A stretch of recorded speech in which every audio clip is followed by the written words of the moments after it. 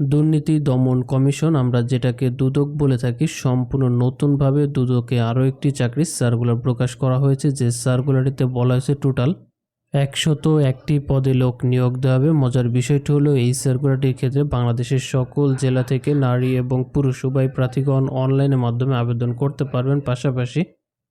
পাশাপাশি নিয়মিত চাকরির সার্কুলার সংক্রান্ত তথ্য পেতে আমাদের ইউটিউব চ্যানেলটি সাবস্ক্রাইব করে পাশে থাকা বেল বাটনটি অল করে রাখুন, যাতে করে প্রতিনিয়ত আপডেট সকল চাকরির সার্কুলার পেয়ে যান সবার আগে।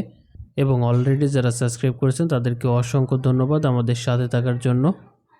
সেখানে দেখতেই পারছেন, আপনাদের বোঝার সুবিধার্থে আমি মূল সার্কুলারটি ওপেন করে রেখেছি, যেখানে উল্লেখ করা রয়েছে টোটাল 2টি পদ ক্যাটাগরিতে 101টি পদে লোক নিয়োগ দেওয়া হবে।